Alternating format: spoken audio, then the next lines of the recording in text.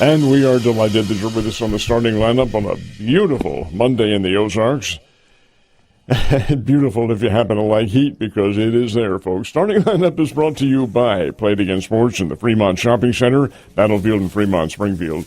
By Citizens Bank of Rogersville, with a couple of locales. One is adjacent to Highland Springs, and the other is in Rogersville itself. By Swing Right Golf at the south end of Campbell Avenue, a little bit north of Nixie. Get really a good time there at Swing Right Golf. And yes, there is a simulator there to stay cool.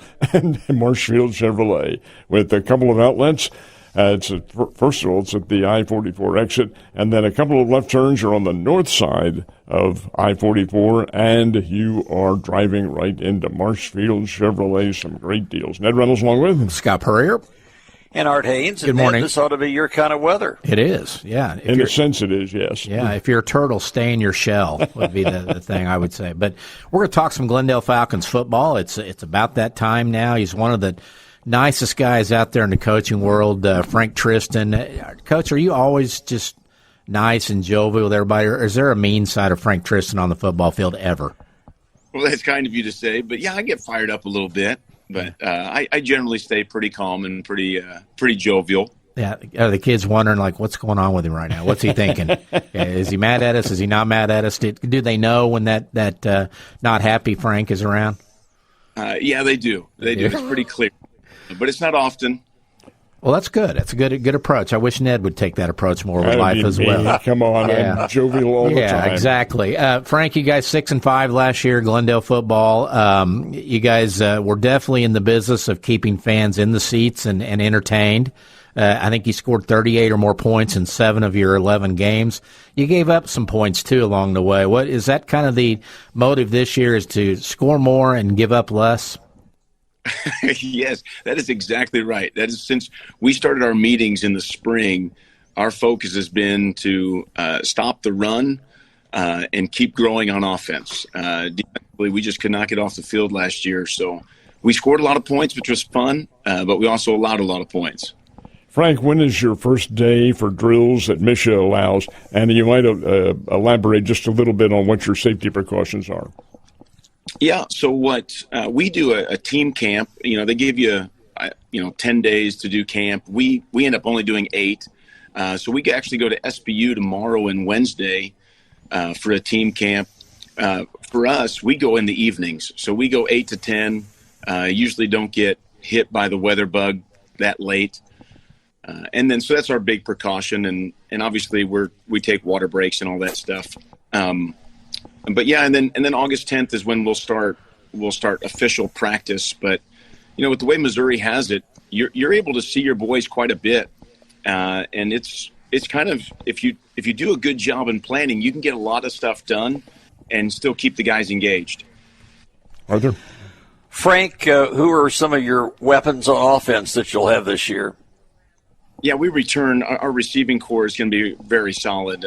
Trevor Heman was, 1,200 yards receiving last year, third team All-State. And then Joelle Rover, which is a popular name in sports in Springfield, as a 3-sport athlete. He was another 1,000-yard receiver last year. So both of those guys come back, which we're really excited about. And as a coaching staff, we need to do a good job of making sure they get enough touches in a ball game. Joelle had 22 yards per touch average last year, which is pretty exceptional. So we're excited about those guys. That's just poor coaching, Frank. 22 yards a touch. Let's get him more touches. Come on. Yeah, no, we're joking. Of course, this is year 3 for you now with the Falcons.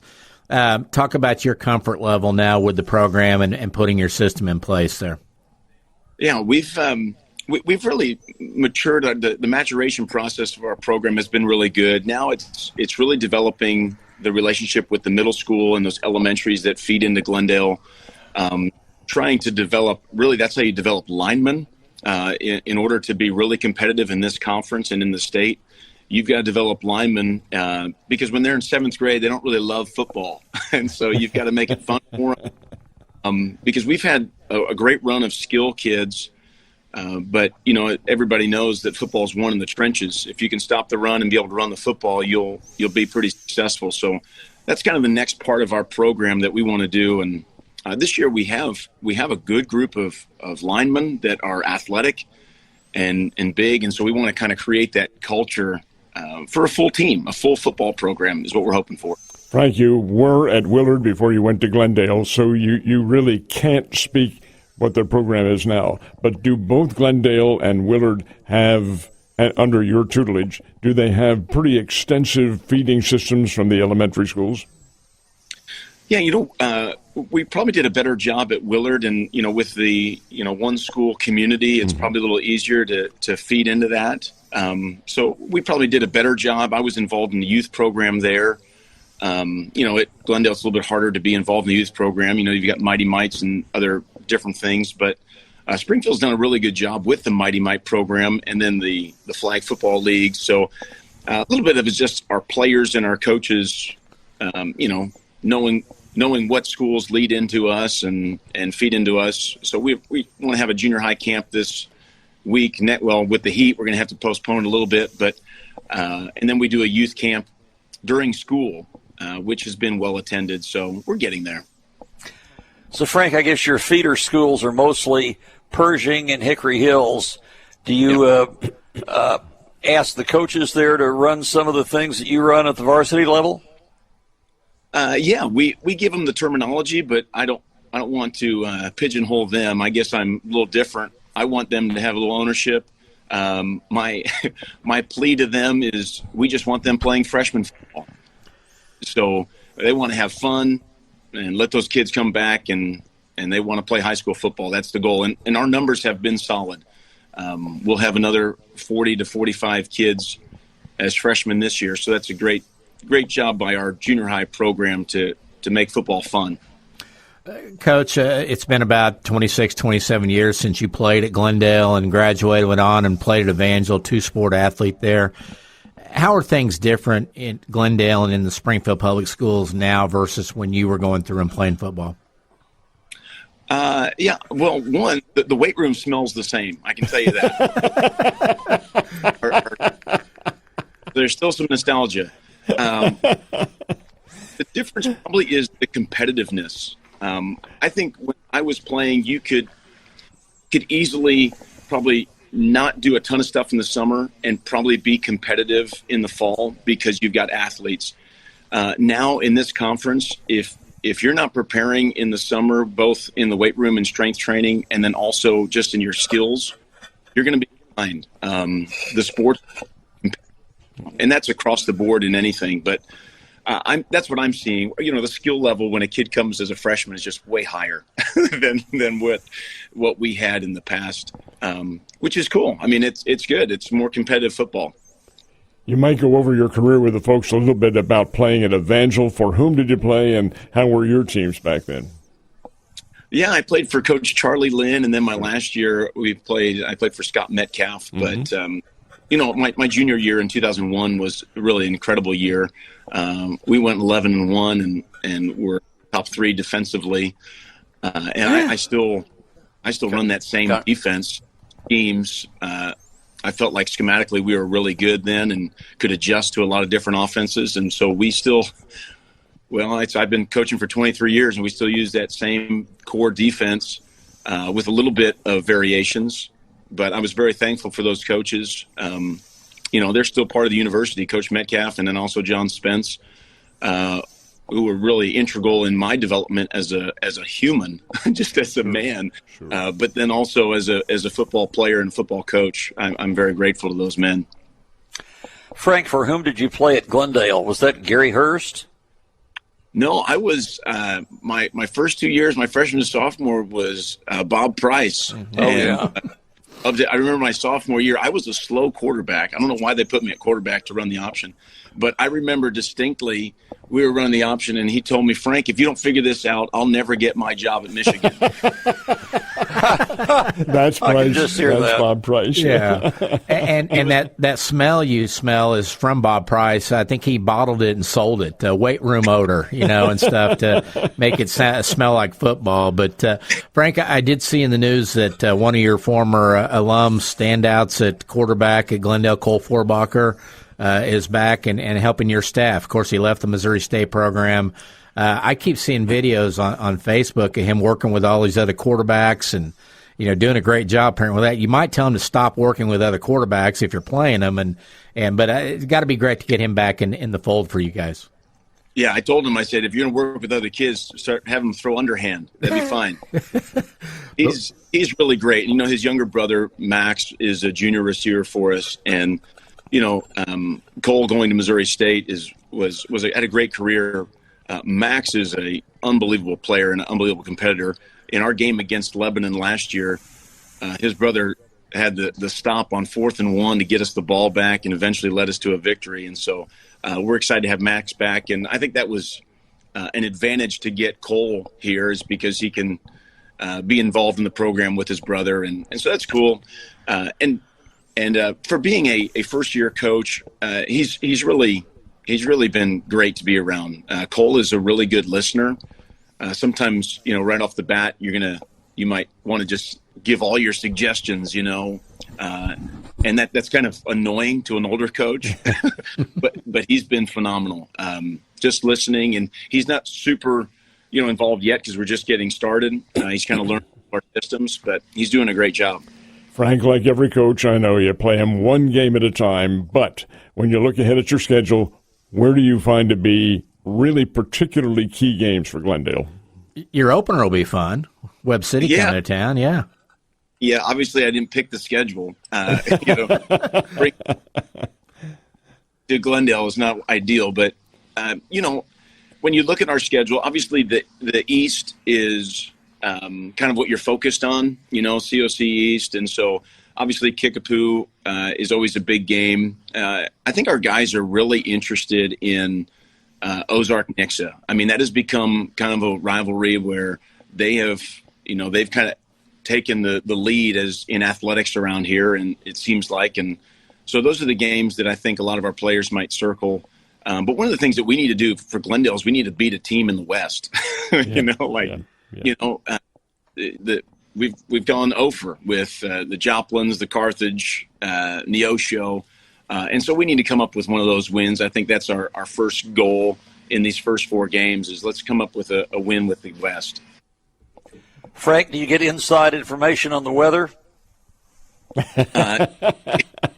Natalie's always been awesome. I can call her and she'll be like, hey, hold on, let me look. But, with what she's doing now, she's so busy, she's getting a little bit rusty on forecasting the weather, but she's still my go-to. There you go. Well, and how do you see that COC this year? Do you have any thoughts on, is it the same powers that are probably going to be the favorites going in? Oh man, that's a great question. It will be really. I'm sure everybody's interested to see how Nixa is post Jackson Cantwell era, because when you're playing alongside of a guy that's that good, you start feeling like you're that good, right? Because you're just with a guy that's so good. I've always been a fan of what Coach Cornelison does at Republic, and I've seen a lot of that class. My son's a sophomore, and so I've seen a lot of those young kids compete. He's got some athletes coming up, so it'll be interesting to see how he puts that all together. There's just across the board, there's some really good athletes, and once again, it'll be a gauntlet. I think those teams that are traditionally good, it's hard to dethrone those types of teams. Carthage is just, they do what they do, and they're good at it. So it'll be fun. It'll be fun to compete for sure. Very good. Well, we wish you the best of luck, and stay as cool as you can at team camp this week, and we'll touch base with you during the season. Yeah, we will. Thanks, guys, for having me. You bet. Appreciate it. Good luck, Frank.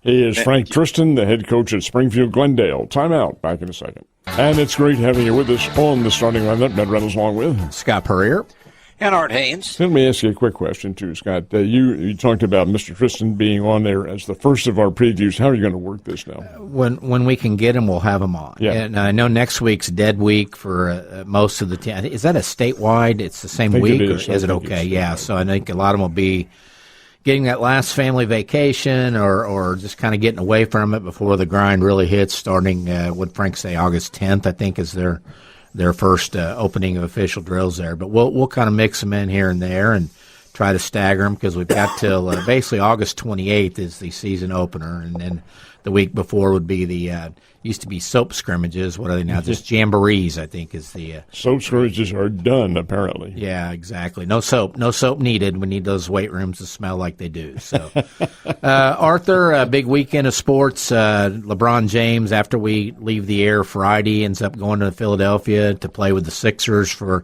the next 2 years at less than we make for doing the show here, pretty much financially. So, your thoughts on LeBron, year 24 with Philadelphia? I think that's a good choice. I mean, they were a good team. Now they brought in him and Jaylen Brown. Yep. Yeah. And they've got a chance to have a great team. So, now Michael Smerconish is one of my favorite commentators, and he's a Philly guy. And Saturday he was lamenting that LeBron didn't get back home to Cleveland to close out his career. Well, that would have been a good story. But I think Philly's a good pick. I do too, Art, and I'll tell you why, too, because LeBron, the money obviously was not a factor. He's not taking – bench players in the NBA make more than he is. But the fact of the matter remains that he saw this team as a possible championship contender, thinks he can help them. Tyrese Maxey is the big scoring threat on that team, but heck, right. So is Joel Embiid, who can still play. I'm when anxious he's to that's just it, when he's healthy. Now, LeBron will probably take off some games during the course of the year. He usually does with some, after all, the guy's, 41, 42 years old, somewhere around there. So the injuries crop up a little bit more often, even though he is in utterly magnificent physical condition. But I think it's a good choice for them, and the Philadelphia fans are particularly enthralled by all this because the ticket sales are up, I think, 400 or 500% already, and he only agreed to it on Friday. Well, they've already made that $3.6 million for this year back, probably, haven't they? In tickets. Yeah. So, I'm curious. Did you guys see why that amount? Is that all they had on the cap or something, or is that all LeBron wanted? What was the story? No. I think it was a cap level that they asked him if he would agree to that, and he did with the understand. This is the way I'm told now. With the understanding that he could live in New York City and helicopter down to some of the games. Wow. Well, that's different. At this point, all he cares about is winning another championship. Yeah, that's it. And he saw that as a good opportunity to do so. And you bring a LeBron James in with a team that you've already got three established scorer stars. Chemistry-wise, I wonder if it'll take them a while to figure each other out and the distribution of scoring and shots and all that. You look at an Oklahoma City and it's SGA's team, and he's going to get his shots. But what do you do when you got four guys? You figure it out, obviously, but most teams are one or two at most? Yeah. Yeah. Yeah, that's right. So, you could say that's an embarrassment of riches. But now who's the coach there, Ned, now? You know what? I don't know. I don't know. We'll look that up. Yeah. But the fact is that I did hear this debated on the VSiN network earlier. That's a good question. Who's going to get the ball? Is there just enough balls to go around? Everybody wants to shoot, but no, these guys have a very good basketball acumen about them, and they're all there for the same reason, and that's to win a championship. The pros value those rings a whole lot more than they do the money. Nick Nurse. Yeah, sure, it's Northern Iowa guy. Nick Nurse, Northern Iowa guy. Yeah. Art, on the baseball end of things, Ned and I were talking about this. I don't know that I've seen this, and I'm sure it's happened. There's got to be a stat out there for it. But the Royals have played 7 consecutive one-run games since you were up there for the 19-2 game on Sunday. Apparently they said, you know what, Art, we're sorry. We're going to make every game you watch for the next week be a thriller. But that is unique. And, of course, when the last 2 in Detroit, they've thrown Detroit further into flux in terms of what they do now with Scooble. But a good finish to the weekend for Kansas City. Yeah, they've gone 7-3 since the All-Star break, and winning those last 2 in Detroit and winning them in the late innings was they were really big, and they held the leads. That's another big. They started. They pitched Steven Cruz in the 9th inning yesterday. He's got their best stuff. And he got the save. All right, Artur, this is the final week now. The trade deadline is a week from today at 5 o'clock in the afternoon Central Time. Who do you think will go? And I'm talking about the Missouri clubs now. Well, I think Lane Thomas is a candidate for the Royals. He's no world beater, but he's capable of getting some good hits. And I think maybe Michael Waka. I mean, he's 35, but he's pitching well. He's on the All-Star team. Mm-hmm. So those would be a couple from the Royals. From the Cardinals, gee, man, they're so young, really. I don't know who they would be, other than Dustin May, maybe the starting pitcher. And I think Newtbar, probably. That's Newtbar. Yeah, they need to create room for Baez down in Memphis to see what he's got. Yeah. It's like Jack Caglione last year. At some point, you got to get him up and see how he handles the major leaguers. On the Royals side, what about? I was trying to think that the second baseman that has his moment, Massey. Michael Massey. Is he a part of their future, or is he a guy maybe if somebody needs a kind of a power bat utility infielder off the bench might go somewhere? Well, he's still young. He's batting about 270 and hitting with power. And he's a very good second baseman. So I think he stays. I think he's part of their future. Now this week they'll probably have Kyle Isbell back tomorrow night. Probably have Bobby Witt back on Friday. And Mikhail Garcia not far behind. So then they'll have more of their regular position players. The Garcia thing has just drug on, hasn't it? I think it really has. Yeah, and was it a hand, I think? Yeah. Yeah, and so, and you know, I play some fantasy baseball, so I keep up on all the stats with that, but he is not, you know, for them re-upping him and extending him and giving him more money, when he's been out there, he's not really delivered like they thought. I don't think. No, they don't. Yeah. I mean, he's supposed to be a 285 hitter, and he's not been so far this year. But we know he's 2 of the last 3 years he has been. So there's that potential there. Art, I know the Royals have the Twins coming up next. What's after that? Then they go to Colorado, and I'll be there. Oh, you're going out there? Going out there Saturday, Sunday to see him. That'll be my last ballpark. I will have been to all 30 current Major League parks and about 19 that are no longer active. Wow. You and Stilly. How about that? That's awesome. What is your all-time favorite besides the K? Fenway? Yeah. And why? Been there several times. Just, it's so unique. You know, all the history and the nooks and crannies, the green monster and, you know, the triangle in the center and the pesky pole, and fans are just right on top of the action. That's just really a cool ballpark. Wrigley's along the same line. I was about to say, where do you rank Wrigley? Well, it'd be up there pretty high. PNC Pittsburgh would probably be second, and maybe San Francisco third, and Wrigley be right up there, and Kauffman would be right up there. What's the biggest dump you've been in? Easily Oakland, the old Oakland Coliseum, or Mausoleum, as it was called.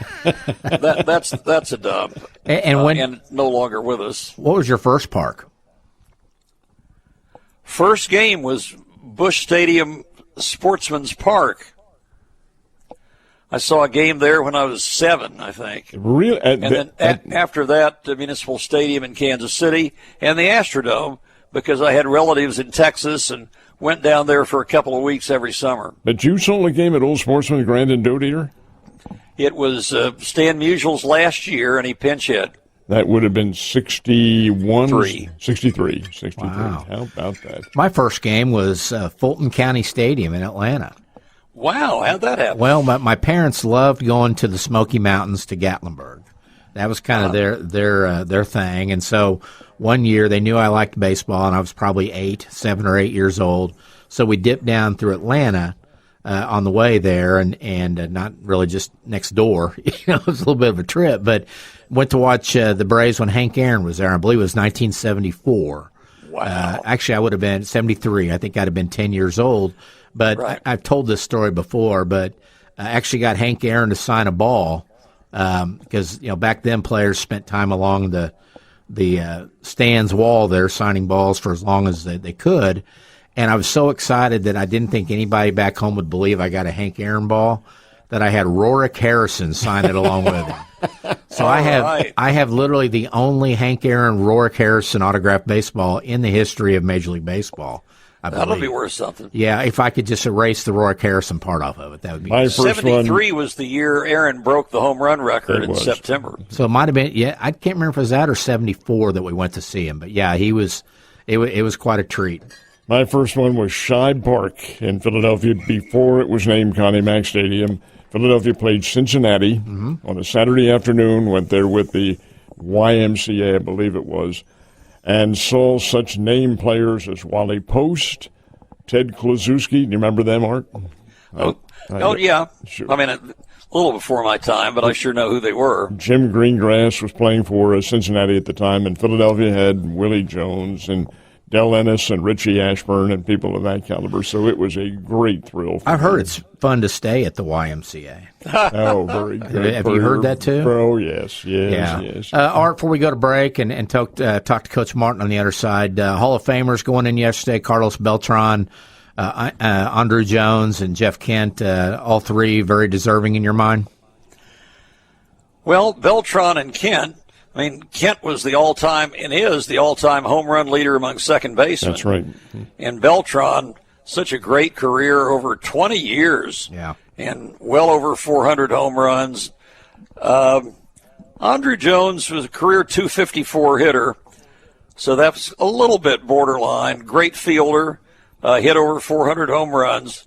I saw a thing that Dave Davis, our friend from Hillcrest, posted today that put his stats up against those of Jim Edmonds, and boy, they're very comparable. One other note I wanted to mention, baseball. We didn't touch on the first hour, but Wyatt Vincent, the young man from Nixa, that was a Bears commitment and chose to go the Major League Baseball route, has been promoted to Port Lucie, the A-ball team for the New York Mets. Good so for him. congratulations Yeah, to good him. for him. Climbing the ladder, that's what it's all about at that level, too. So Do we take a time let's out? take our time out. Time out. A special guest is coming up. Please, folks, stay right where you are. And the starting lineup is brought to you by Play It Again Sports, by Citizens Bank of Rogersville, by Swing Right Golf, and by Marshfield Chevrolet. Great having you with us, folks. Ned Reynolds along with Scott Puryear. And Art Hains. And our special guest on the line is the head coach of the Missouri State Basketball Bears. Back in the old days, he used to kind of enjoy summer and get to sit around and eat Ruffles potato chips and not have to go find a dozen new guys in a year. But that's different world now, isn't it, Zoe? In terms of the portal and everything else, it's go find guys every spring and summer, right? Yes, it is, and it's been a really good summer for us. Guys have done a great job in the weight room as well as on the court. When you take a look at your team now, and it is all new, just as it was last year, Cuonzo, using a comparative set, how long did it take you to get the guys from last year to come together, and will that be the case again this year? Well, I think when you talk about last year, every year is different. When you talk about last year, I think you have some key guys that were injured.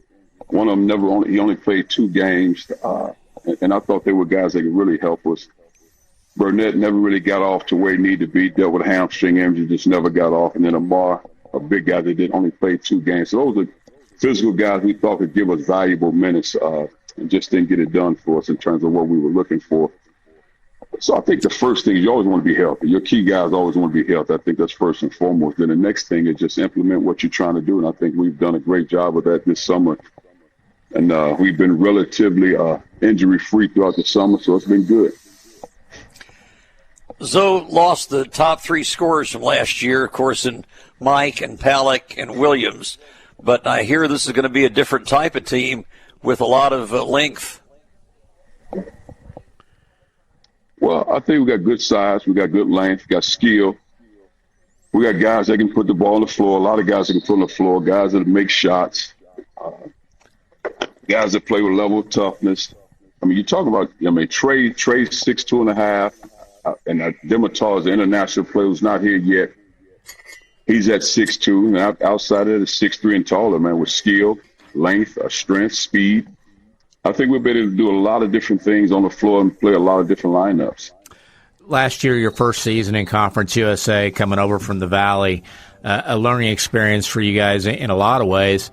With your recruiting approach after that season, was it based a lot on what you saw in Conference USA and what you needed to do athletically or size-wise in terms of what you went out to get? Well, I think the biggest thing, it wasn't so much Conference USA, but I do think, and I felt like from afar, Conference USA had, length. When you look at Kennesaw, Louisiana Tech, Western Kentucky, Middle Tennessee, teams that had length. So I think, but also talent. length and skill. So I thought that was the biggest thing. And it was noticeable when we were on the floor. Now, I felt like we had to get bigger and stronger as well, but I think it was noticeable in terms of the length and the speed. So I felt like we had to improve in those two areas that were very important. But outside that, the talent is the talent. Whatever style you implement is your style. But I just felt like if there was areas we need to address, I mean, I could see it right away. It's the physicality, the speed in the guard play, and then the length and skill. So was Conference USA play last year what you, Cuonzo Martin, expected? Yes, it was basketball. I felt like, man, we had a chance to finish at the top of the league, but I think that was a pivotal point for us when Kobe Williams got injured at Utah. We had a 2-game swing at UTEP, and New Mexico State won those 2 games. Kobe had the shoulder injuries, and he bounced back, but he was never the same player. And then we came home, played Sam Houston. When you lose a key guard like that with experience, it was tough, and we were just trying to get our feet set from that point on. Just never really gained ground. Then we were in a lot of games. There was 7 games we lost in the month of February by a total of 27 points. And obviously we played well in conference tournaments. So but I thought that was the biggest key. But other than that, man, your style is your style. What you do is what you do. I think the biggest key for us is imposing our will on both sides of the floor, playing with a lot of great flow. Offensively, the ball constantly moving, reading the defense, making great decisions. We have big guards that are post up. We have perimeter guys that can make shots. And I think defensively, we should be really good. Zoe, you got the 3 holdovers, Trey Williams, Cunningham, and Boone. Kind of take us through the newcomers. Well, when you're talking about all those guys, it's 12 new guys, and 11 are here right now. Yeah, our show's over at 9:00, Zoe. So if you can do it, so I'll try to breeze. So hopefully I don't miss anybody. But Dimitar's an international guard who's not here because he just received his visa and got cleared by the embassy. So he'll get here August 10th. Who's a 6'2" guard. And outside of that, we have Andre, who's from Serbia, is a big guy, 6'10", a transfer from Indiana. A talented, big physical guy, can make shots, can play in the post, really good passer. I wouldn't even say a typical international player because I'm not sure when people say what does that mean, but I mean, he's a guy that can play basketball. He can read the defense, makes great passes, really good feel for the games. But a great addition not only to our team but to this league. Wendang Ray, and if you see how it's pronounced, I mean, and the way he says it, it's totally different. But Wendang Ray is a 6'10", 6'11" kid, a transfer from Mobley Junior College. Talented player, skilled, play inside, play outside, can make shots, can drive the ball, can rebound the basketball. So a good one. Christian Thompson, a kid from out of Alabama, a senior for us, 6'8". I describe him as the Dennis Rodman type. He's a guy that rebounds, runs the floor, wreak havoc. He gets out there. He forces 2 guys to try to keep him off the glass. So a great addition as well. Let me see. Jordan Blair, transfer from Colorado Pueblo Division II school. 6'5", 6'6", physical guard. But also can handle some point if you need him to handle the point. Very efficient with the ball. Makes good decisions with the basketball. And can do a lot of good things for our program. Dylan Rowe is a sophomore point guard from out of Mississippi Jones Community College. Fast with the ball, 6'3", physical, really shifty, really good athlete at the point guard position. He can get in the paint. He will force 2 guys to stop him with the basketball because he's good with the ball. Kevin Stubblefield, a transfer from Connors State, from out of Omaha. He's from Omaha. 6'4", combo guard, really sound, efficient with his play, makes good decisions, can make shots, can drive the ball. Just a really good basketball player. And Matt Gray from out of Virginia, where his hometown is, 6'5", 6'6", physical guard. Strong with it, drives the ball. Probably been our best drive all summer long. Really gets in the paint and physical with it. Another great addition. Let me see who I'm missing. Amari Oba from Las Vegas. He's a true freshman. Also Qual, another true freshman. Qual he's an African young man, but he spent 3 years, 2 in Savannah, and last year at Oak Hill Academy. So it's Qual, 6'10", more inside, outside, big guy. Really active motor. Amari Oba, the high school kid from Las Vegas, 6'6", can shoot the ball, putting the ball on the floor. So I think that's all the guys. Hopefully, I'm not missing anybody. I think you got him there.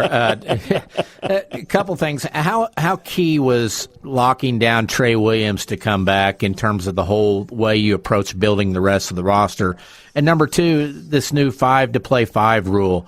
I mean, things were different, obviously, when you were here before and your other stops. Now it seems like it's 1 year, and then let's see who we can keep. Will the 5-for-5 change things in terms of your approach? Well, I think, in terms of keeping Trey, that was very important. That was priority number one. Because, yes, he's a talented basketball player. But the character of a guy like Trey, along with Trey and his family, this thing, in my opinion, when you have a good player and they have a great family, that's special. You don't want to lose that. So to have Trey in our program to return a phenomenal young man, a very talented player, a guy that's really improved, even late in the games, last 10 or 12 games, how he improved. And then even Mike Bonsu said, early in the season, Mike Bonsu could trap him in ball screens. Then late in the season, Mike just say it's too fast, coach. And but his confidence grew. He grew as a player. He's always been a guy that can shoot the ball. So I'm looking for special things from Trey. Now, whether he's scoring 25, 30 points, or getting 10 assists, he's just a good basketball player. He's a very unselfish player. But his confidence at a high level. So that part is great to have him back. But with the 5-and-5 rule, where you have 5 years to play 5, I think it's great in terms of, I look at it differently because I think with the NCAA, we spend so much time changing and making rules and implementing rules for the 3 to 7% that'll be professional athletes. Well, there's other 95 to 92% that will not be professional athletes, so they need to get jobs to be in the corporate world to be successful in life.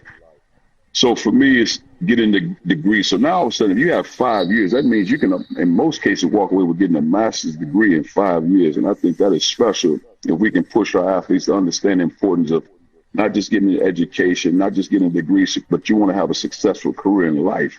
So that part is important. So I like that too. And I think, but at the end of the day, with 5-for-5, I don't know if it's necessary we'll be able to keep guys. I think you keep guys because you have the money to keep guys. Even if it's 5-for-5, if somebody has more money, offer more money, that young man will probably lean at that situation. But between Patrick and his team, I think they're doing a great job for fighting to get more resources and more money for our guys because that's the climate we're in now. It's not just you out-recruit a guy so you get a guy. Those days are long gone. In regards to your statement of getting these guys ready for life, amen. Thank you for saying that, Cuonzo.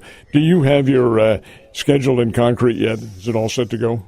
We should. Hopefully we're done here next week. I think right now we're waiting on Drake to put ink to the paper, and hopefully we're done. So it should be a good one. Tournaments? Any tournaments? Only tournament we're playing is the one in Kansas City against Iowa State. Oh, that's in the opponent's already there. Good. Very good. And that's a one-game deal? Yes. Okay.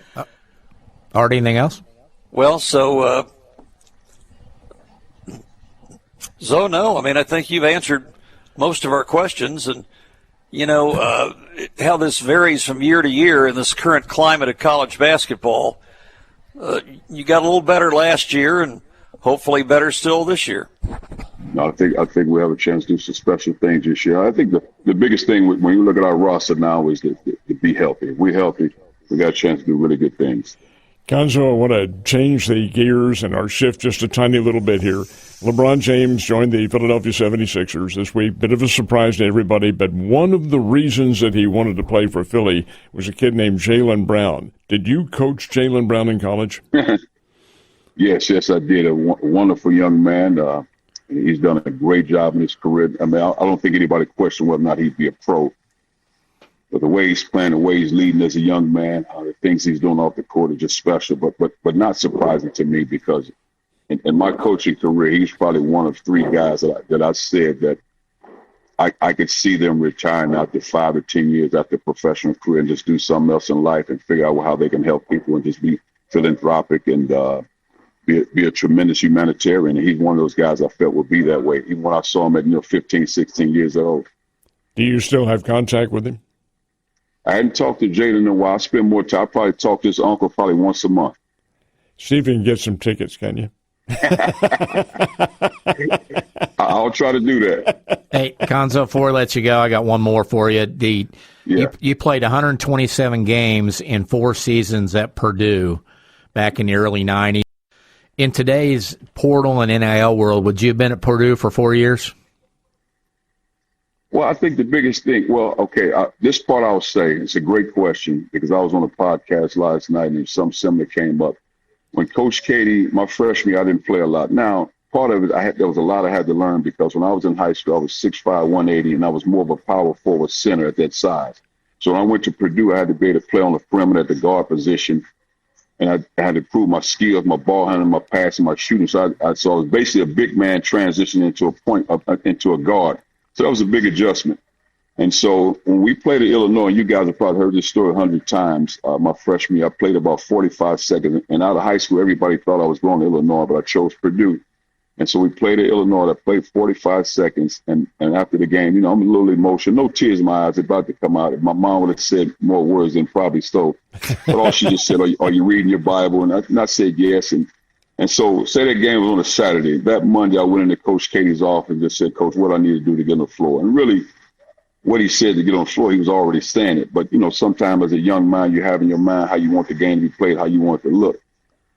So if it would have been this climate, most cases, a guy's ready to transfer and get out the door. But because I didn't transfer, it helped me in life. It helped me to deal with storms because storms will come no matter what, they're coming. But that helped me prepare for life when the storm hits. And I think that's true today. But now the only caveat nowadays is the money. So I think if it was truly a one-time transfer, you only have one time to transfer, you won't see as many guys transfer. And I think if the money was balanced, depending on levels, you won't see as many transfers because what we're not talking about is the 2,000 plus young men that are still in the portal. We're not talking about the hundreds of young men that are good students, but they credits don't transfer to another school. There's a young man we were looking at, he ended up going somewhere else. A really good student, he has to finish another semester, another year of school because he transferred to a place and some of his credits didn't transfer. Those are the things we're not talking about. Then the last part of that is if you go to 4 different schools or some, in this case, probably 5 different schools, then you have ties to no one. So now say you're a semester short of getting a degree. Well, what school is going to help you pay for it and cover the bill because you were a good citizen, you were one of their own? Well, it's 5 different schools, so nobody has ties to you. That's the other part we're missing out on. Well, we appreciate your time. And are you saying that it's a little warped that 20 players in the NCAA this year will make more than LeBron will with the Sixers this season?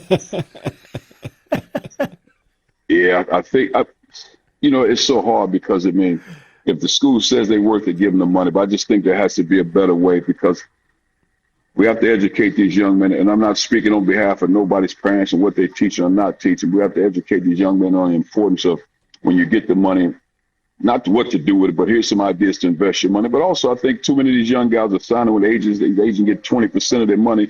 Well, you don't have to sign with an agent. Your talent dictates that. The agent getting 20%, well, you can get all the money. So I think we just have, as the NCAA, we have to do a better job of educating these young men and women on what this is all about. Thank you. Very good. We appreciate it. What you got, Art? You had one more question, Art? What you got? I'm sorry, Art. What was that? Yeah, you talked about NIL. How are you fixed for NIL? Do you have more than you did last year? Yes, we have more than we did last year. Yes, we do. Yes, we're in better shape. Yes. And last one. But again, I felt like even last year, if we didn't have a couple key guys that were injured and one didn't play, I felt like things could have went a little bit different. I promise this is the last one, but Keith Pallick III, what have you kept in contact with him? What's next for him? Well, I think Keith, he was on the New York Knicks Summer League team, but I think Keith in his mind was already prepared to go play international basketball because he's going to do that. But I just felt like, man, fight a little bit and try to put yourself in position here. But I think he had many opportunities to play international basketball, and I think he's okay with that, which is nothing wrong with it because I think he'll be successful. Very good. Hey, we appreciate it. We'll catch up with you during the season. Thanks, so. Thank you, guys. You bet. Thanks, Coach. He is the head basketball there, Cuonzo Martin at Missouri State. Time out on the starting lineup. Be right back. Great having you with us on the starting lineup as we hit the stretch run. The conversation with Cuonzo, very interesting, and his philosophical approach to coaching. I love it. It's he emphasizes the academics, and I think most of these kids, if not all of them, listen to him. He's an easy guy to root for because of his principles, and the things he's trying to do beyond basketball with guys. And there's guys that say it and don't live it.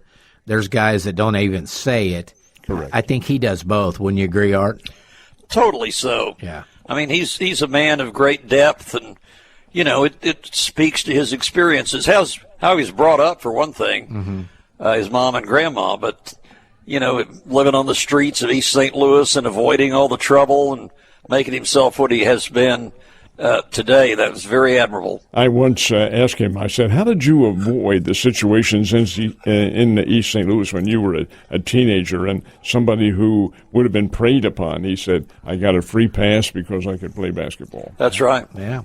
And he played 4 years and 4 great seasons as he each year got better at Purdue back in the early 90s. Played against the Bears twice. Yeah. And I'm just sitting here thinking that in this climate that we're in today, right now, if you hold a career record at a Power 4 school that's pretty good, your record's pretty safe, I think, going forward for a while. Wouldn't you agree?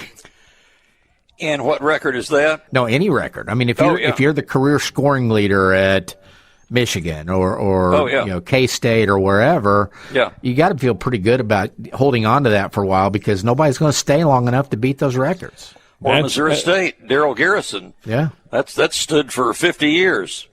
And as it stands now, that's the case. But I think that's going to change. I agree with Cuonzo. I think you'll see the transfers falling off to a great extent with the one-year rule. That makes a big difference. They got to get it in place first, though. And, well, it will. It will be. I see. It depends on what the SEC and Big Ten say and want. Because if they're not on board, and then the other part of that is we can say these changes are coming, but guess who's going to fight all those changes? Every attorney out there in the world now that the NCAA goes, oh, okay, well, we don't want to take you on because we can't afford it, which they can. Well, if the federal government gets involved in it, which I think they already are for one reason, that bill probably won't be passed until 2027. If then. And again, they've got to get the two main, especially, I mean, football dictates everything. If they get football lined up, then everything else will follow suit. But you got to get those two conferences on board with what you're trying to do, or they'll find their people to make sure it doesn't ever happen. Well, you would think that would be the case, but I think there are a lot of variables that go into this as well that may dictate against that. We'll see. It's going to be a very interesting circumstance, and I'll tell you, in my opinion, the schools changing conferences, that hasn't ceased. I think we're going to see some more before it all comes up. Oh, yeah. Everybody's looking to better their situation, and they see the conference above them as the way to do it financially and survival. But when you jump up financially, you may get more in, but you got to pay more out, too. There's the key. You got to pay more out. Yeah. Guys, we have arrived at the end of our show today, and we greatly appreciate everyone being with us. Stay cool. I know it's easy to say, but, hey, it's the optimum these days. Anyway, great having you with us. Ned Reynolds along with Scott Puryear. Art Hains. And we plan on seeing all of you tomorrow right here on the starting lineup. See ya.